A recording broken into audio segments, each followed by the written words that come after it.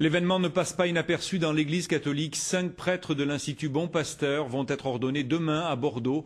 Ordination dans le rite traditionnel et en présence de Monseigneur Ricard, archevêque de Bordeaux. Le Vatican a souhaité une réconciliation avec les traditionalistes. Nathalie Pinard et Bertrand Joucla-Parker ont rencontré l'un des séminaristes ordonnés demain. Reportage. À 27 ans, l'abbé Julien se prépare à devenir prêtre. C'est demain qu'il sera ordonné, mais il porte déjà la soutane traditionnelle.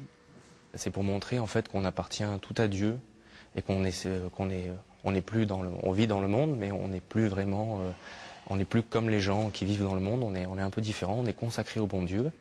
Après des études de droit, ce jeune provençal a choisi la voie de la tradition, attiré par les messes en latin auxquelles il assistait dans son enfance, au sein d'une famille très pratiquante. On touchait plus le sacré, le mystère.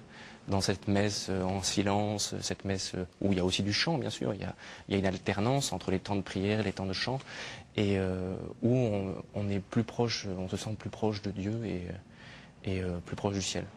C'est ainsi qu'il entre au séminaire de la Fraternité Saint-Pie X, fondé par Monseigneur Lefebvre, opposé à Vatican II. Mais il rejoint finalement l'Institut du Bon Pasteur, créé par Benoît XVI, pour réconcilier l'Église et sa tradition, une tradition dont l'abbé Julien aimerait bien changer l'image. Si on jugeait tout le monde par son habit, on peut pas s'en sortir, quoi. On ne peut pas discuter avec les gens. Dans ce cas-là, on classe les gens dans des catégories, et on s'adresse qu'à certaines personnes et pas aux autres. Et le message de l'Église est universel. Elle veut parler à tout le monde, peu importe ses origines, peu importe ses idées, parce que le Christ est venu pour sauver tous les hommes. L'abbé Julien sera ordonné demain selon le rite grégorien, mais en présence de Monseigneur Ricard, tout un symbole en l'église Saint-Éloi.